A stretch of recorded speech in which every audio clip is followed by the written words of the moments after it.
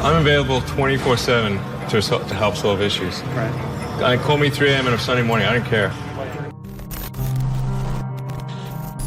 The way that I usually describe myself is an engineer, because that's mostly most of what I do is engineering. So I spend most of the week with my engineering and design team working on the current car and future cars and the rockets and spacecraft and that kind of thing. When I was a kid, I didn't really have any grand designs. I mean, the reason I started programming computers is because I like computer games. And I play lots of computer games, and I learned that if I wrote software and sold it, then I could get more money and buy better computers. So it wasn't really, with some grand vision or anything. When I was growing up, I'd read lots of books, and they were very often set in the United States, and it seemed like a lot of new technology was being developed in the United States. So I thought, okay, I really want to work on new technology, so I want to get to Silicon Valley. I tried at first to convince my parents to move to the US, but neither of them would move. They were divorced, and so eventually I was able to get my Canadian citizenship because my mom had been born in Canada. So I moved first to Canada by myself when I was 17, and then a few years later I moved to the US. The reason I came out to Stanford was actually to work on energy storage technologies for electric cars. That summer of '95, I was looking at the internet, and it seemed to me like the internet was going to have a big effect on humanity. So I thought, well, I can either work on electric vehicle technology and do my PhD at Stanford and watch the internet get built, or I could put my studies on hold and try to be part of the internet. And at first I tried to get a job at Netscape because that was the only internet company, and they didn't respond to me. So I was like, okay, if I can't get a job at the only internet company, then I better try starting something. But I talked to my professor and I said, look, I'm going to try starting a company. It's probably not going to succeed. And if it doesn't succeed, can I come back? He said, sure, no problem. And so I put my studies on hold and started the company. Did some internet stuff, one of which was PayPal. I think maybe it's helpful to say one of the things that was important then in the creation of PayPal was kind of how it started, because initially the initial thought was with PayPal was to create an agglomeration of financial services, so to have one place where all your financial services needs would be seamlessly integrated and work smoothly.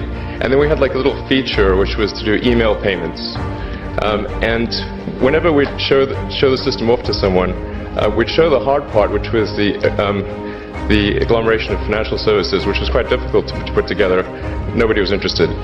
Then we'd show people email payments, which was actually quite easy, and everybody was interested.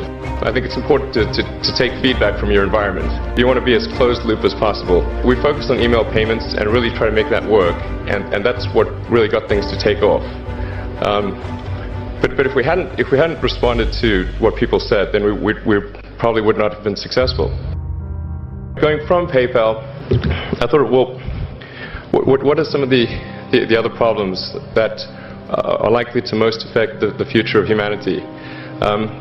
It really wasn't from the perspective of what's the rank-ordered best way to make money, which is okay, but it was really what I think is going to most affect the future of humanity. So I think the biggest terrestrial problem we've got is sustainable energy, but the production and consumption of energy in a sustainable manner. If we don't solve that this century, we're in deep trouble. And then the other one being the extension of life beyond Earth to make life multiplanetary.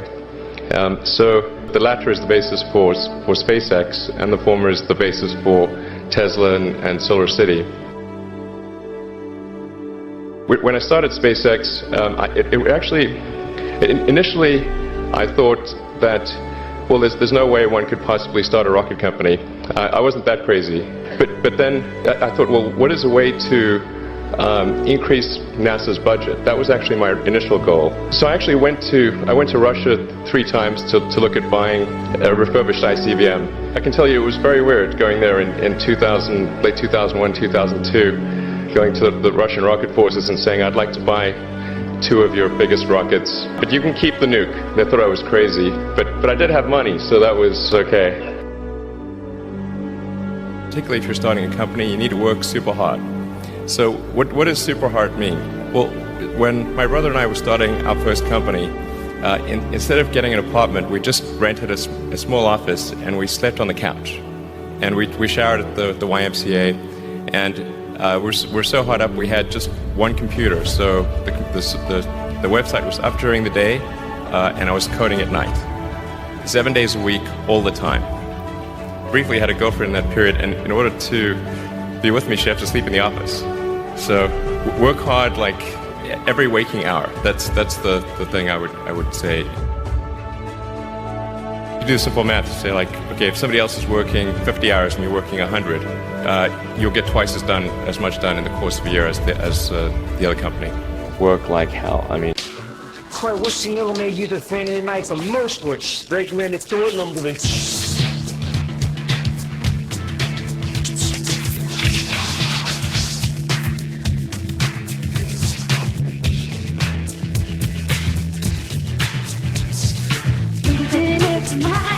Every local is there to try.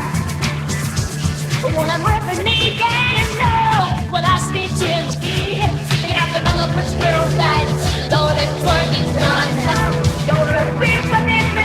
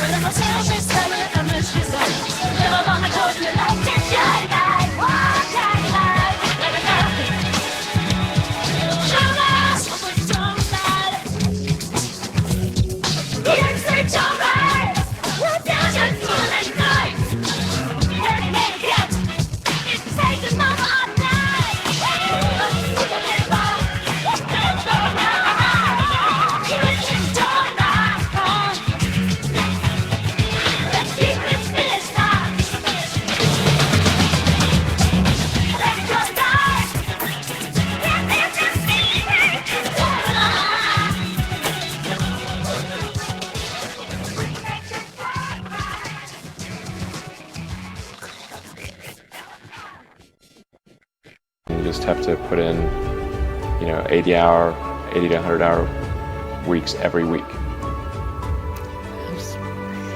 And then all those things improve the odds of success. If other people are putting in 40-hour work weeks and you're putting in 100-hour work weeks, then even if you're doing the same thing, you know that in 1 year you will achieve what they achieve. You will achieve in 4 months what it takes them a year to achieve. Then it's just you have to apply a lot of hours to actually working. So the way I generally do it is I'll be working at SpaceX on Monday, and then Monday night fly to the Bay Area, spend Tuesday and Wednesday at the Bay Area, then at Tesla, and then fly back on Wednesday night, spend Thursday and Friday at SpaceX. In the last several months, then I would fly back here on a Saturday and either spend Saturday and Sunday at Tesla or spend Saturday at Tesla and Sunday at SpaceX. So 7 days a week, sleeping in the factory. I worked in the paint shop, general assembly, body shop. You ever worry about yourself imploding? Like it's just too much? Absolutely. No one should put this many hours into work. This is not good. And people should not work this hard. They should not do this. It's very painful. Painful in what sense? It hurts my brain and my heart. This is not recommended for anyone. I just did it because if I didn't do it, then Tesla, good chance Tesla would die. I gave basically both SpaceX and Tesla from the beginning a probability of less than 10% of likely to succeed. In the beginning, I wouldn't even let my friends invest because I didn't want to lose their money. I thought it was like, I'd rather lose my own money. We almost did die at SpaceX, actually. So I budgeted for 3 flights. I mean, technically, I did have a plan where I had the money from PayPal. I had like about 180 million from PayPal. And I thought,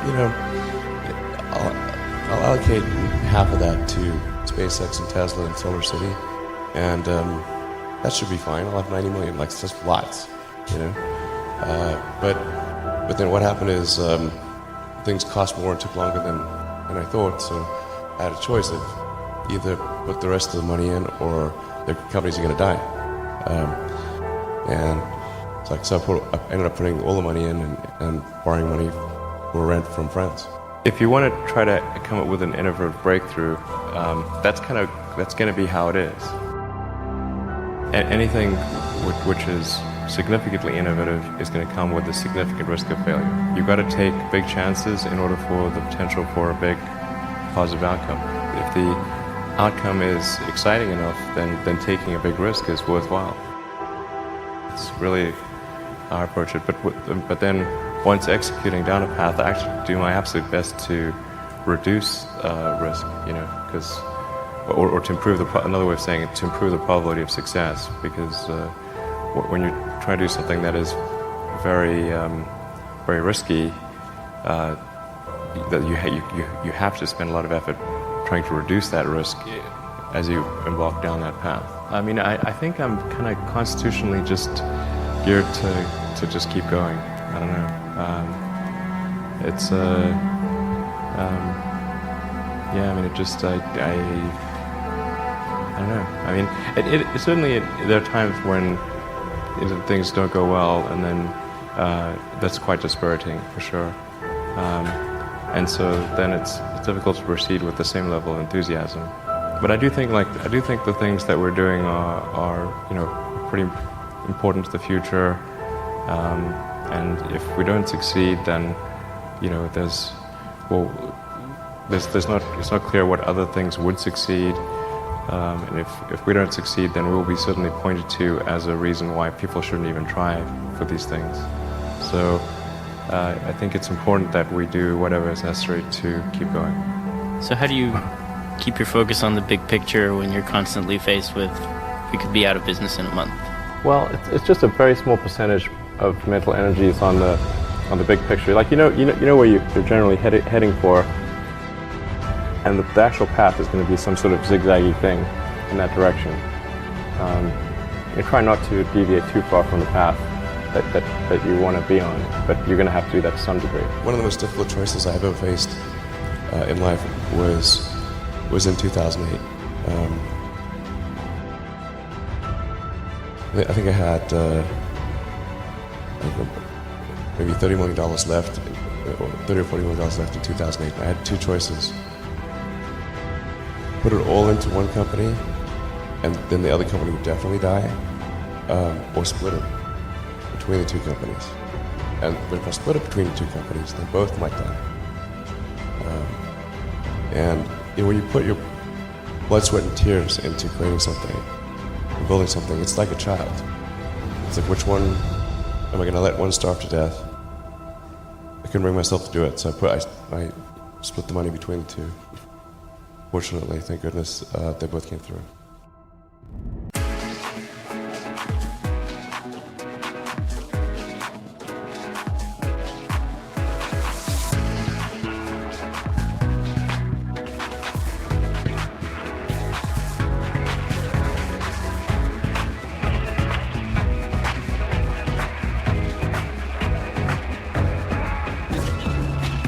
I use myself in a storm that I be losing all of time. This is when I feel down, and I let you be in your life.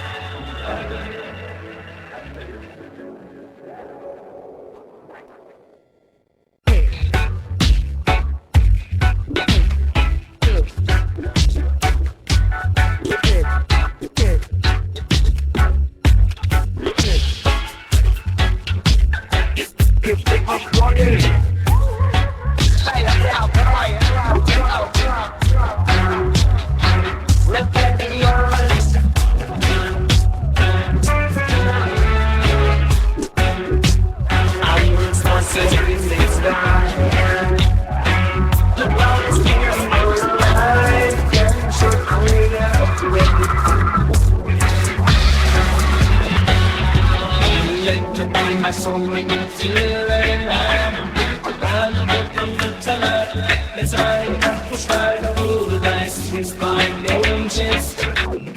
We can deny.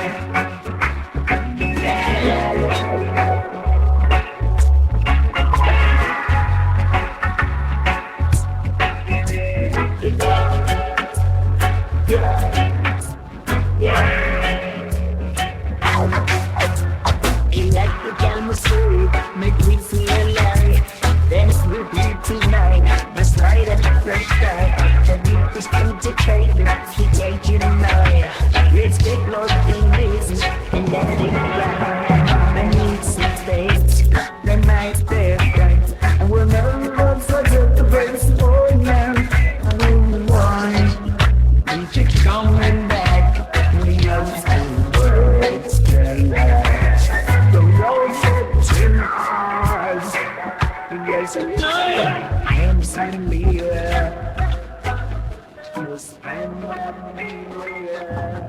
Would you better?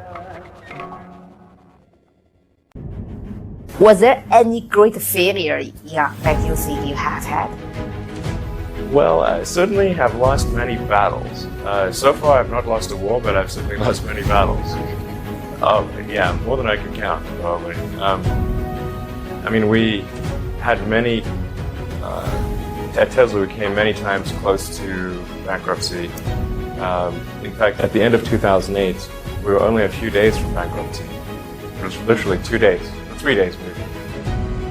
I was curious in general, what do you think of the Silicon Valley mantra, fail fast, fail often, or as Esther Dyson says, always make new mistakes, as if failure is the crucible of learning? I'm curious if you had any further thoughts on that, and that maybe off-the-cuff comment you made out there. Well, I mean, there are many that sort of, I mean, I think it's sort of, there's like some entropic basis for this. Like, there are many more ways to fail than to succeed. So you have to explore, I mean, particularly like for a rocket, there's like 1,000 ways to think and fail, and like one way it can work.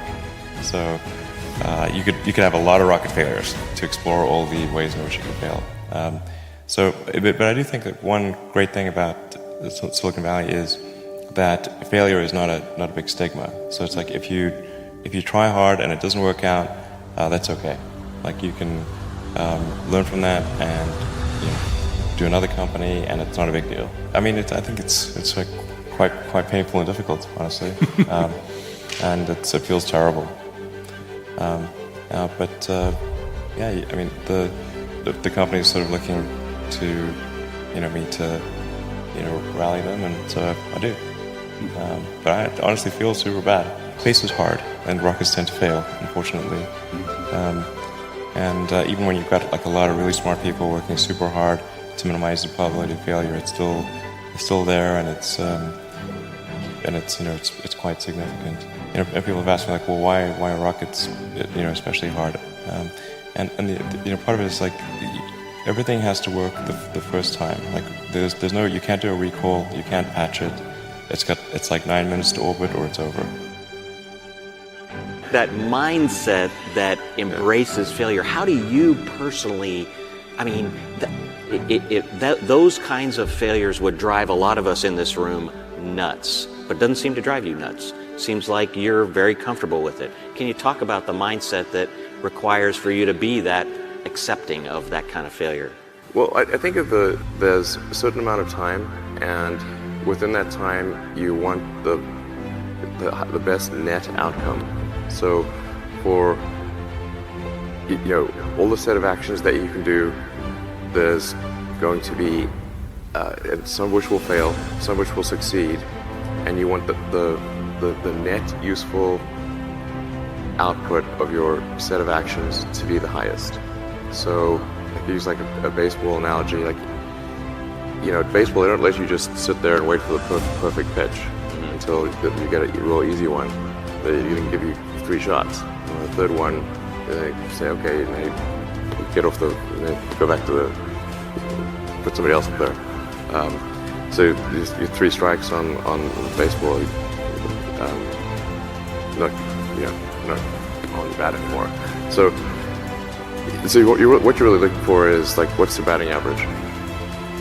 How you doing on score, and just there's going to be some amount of failure, but you want your net output, net useful output to be maximized. Failure is essentially irrelevant unless it is catastrophic. For SpaceX, first 3 launches failed, and we actually were just barely able to scrape together enough parts and money to do the 4th launch. If that 4th launch had failed, we would have been dead. So multiple failures along the way.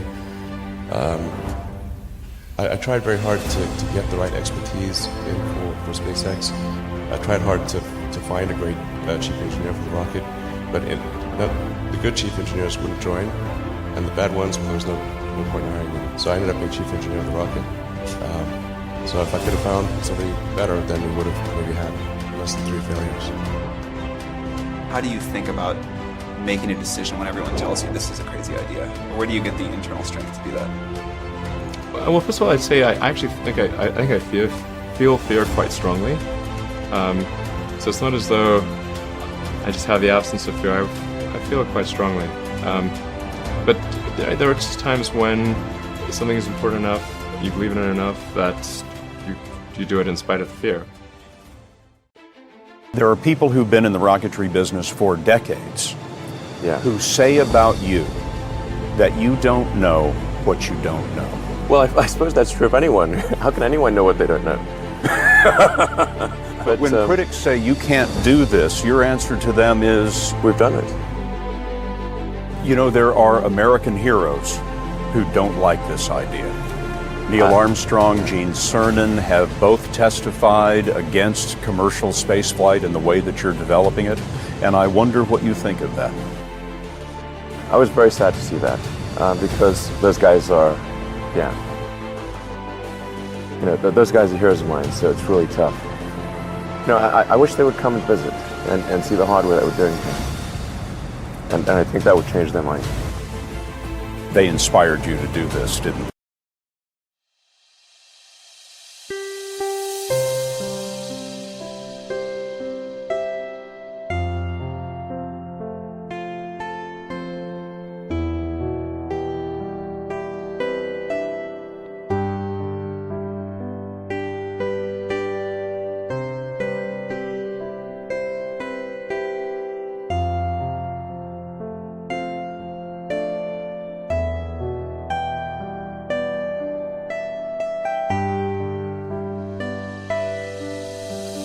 Đời luôn luôn thế, hãy sống và yêu thật lòng. Có ai biết trước ngày mai như thế nào? Hãy cứ trân trọng xung quanh ta. Cười lên, ngày mai đã đến. Ta cảm ơn cuộc đời đã cho ta thấy bình minh. Hạnh phúc là đây, tìm kiếm đâu chỉ xa vời. Có nhiều đây được rồi, không cần cao xa.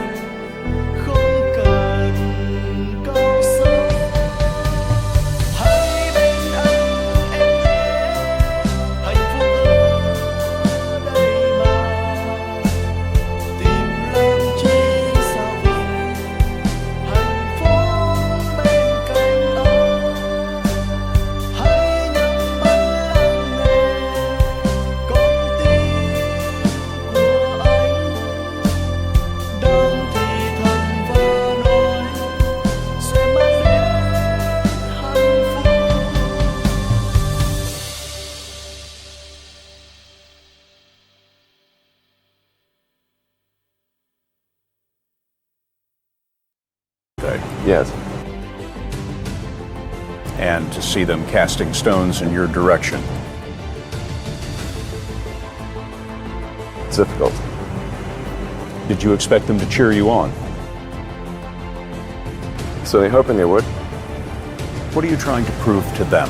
What I'm trying to do is to make a significant difference in spaceflight and help make spaceflight accessible to almost anyone. So many people try to talk me out of starting a rocket company. It was crazy. What did they tell you? One good friend of mine collected a whole series of videos of rockets blowing up and made me watch those. He just didn't want me to lose all my money. We're doing these things that seem unlikely to succeed, and we've been fortunate, and at least thus far they have succeeded. Generally, starting a business, I'd say number one is have a high pain threshold. That's it.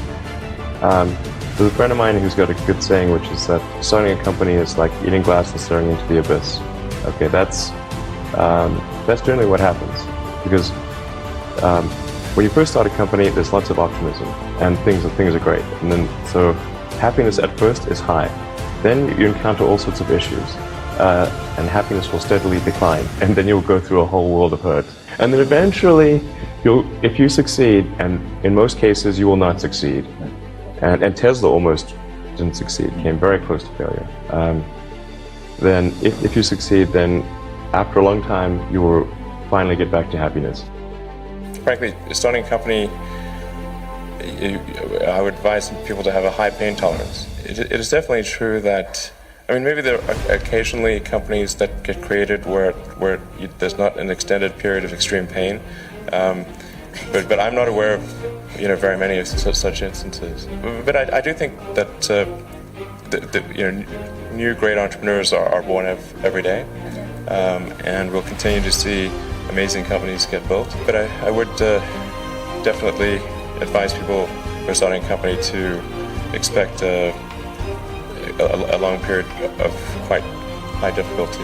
It's really not that fun. I mean, there are periods of fun, and there are periods of where it's just awful. And particularly if you're the CEO of the company, you actually have a distillation of all the worst problems in the company. There's no point in spending your time on things that are going right. So you only spend your time on things that are going wrong.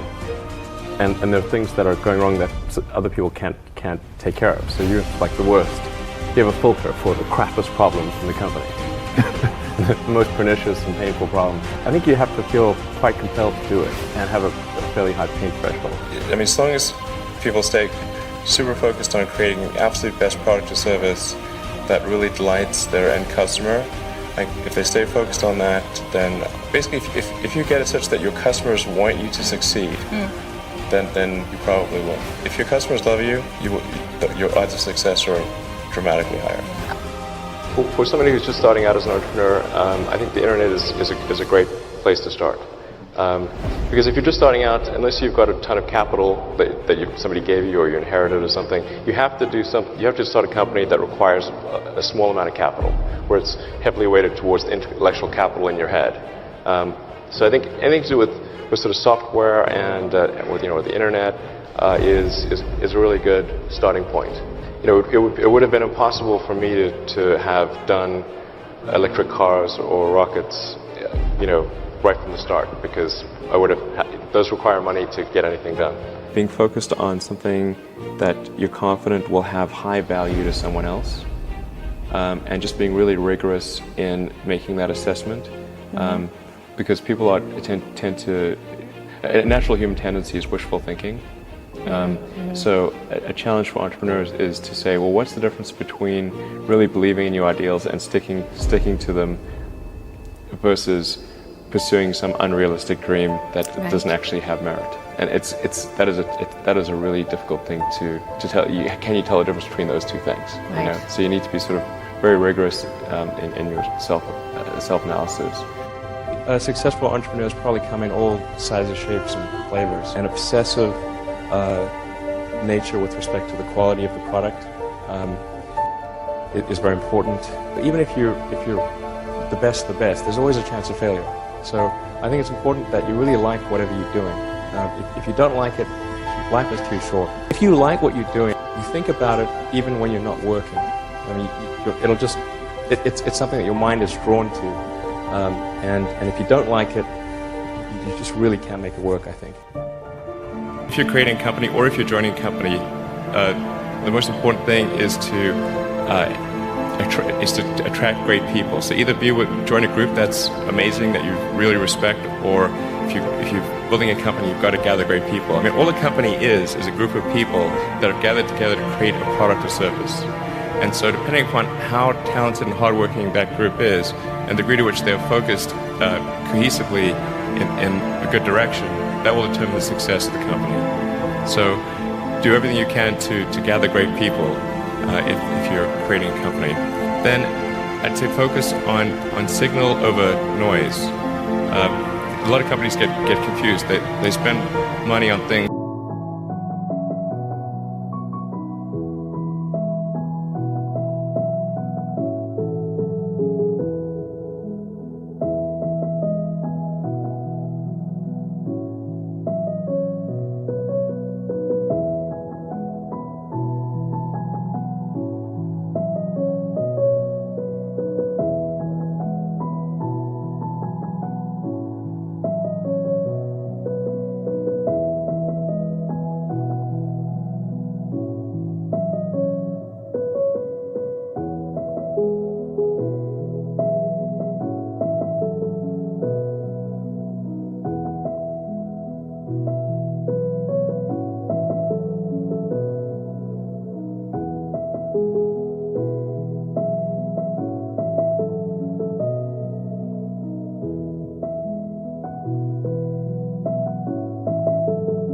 that don't actually make the product better.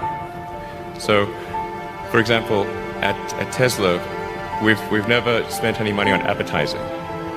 We put all of the money into R&D and manufacturing and design to try to make the car as good as possible.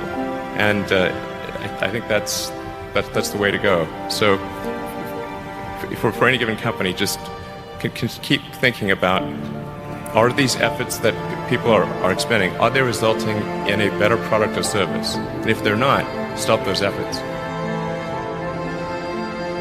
Don't just follow the trend.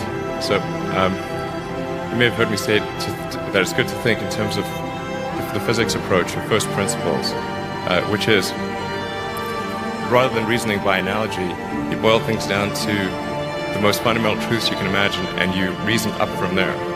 And this is a good way to figure out if something really makes sense, or if it's just what everybody else is doing. And it's hard to think that way. You can't think that way about everything. It takes a lot of effort. But if you're trying to do something new, it's the best way to think. And that framework was developed by physicists to figure out counterintuitive things like quantum mechanics. So it's really a powerful method.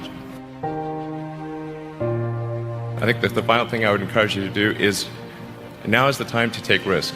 You don't have kids. As you get older, your obligations increase. So and once you have a family, you start taking risk not just for yourself, but for your family as well. It gets much harder to do things that might not work out. So now is the time to do that. Before you have those obligations. So I would encourage you to take risks now. Do something bold. You won't regret it. I think when I was, 5 or 6 or something, I thought I was insane. It was just strange. Because it was clear that other people their mind wasn't exploding with ideas. It was like, I'm strange. I don't think you'd necessarily want to be me. It's very hard to turn it off. It's like a never-ending explosion. All the time. When I was a kid, I was wondering kind of what's the meaning of life? Why are we here? What's it all about? Came to the conclusion that what really matters is trying to understand the right questions to ask. The more that we can increase the scope and scale of human consciousness, the better we are able to ask these questions. there's certain things that are necessary to ensure that the future is good. Some of those things are, in the long term, having long-term sustainable transport and sustainable energy generation, be a spacefaring civilization, and for humanity to be out there among the stars and be a multi-planetary species. Being a multi-planet species and being out there among the stars is important for the long-term survival of humanity.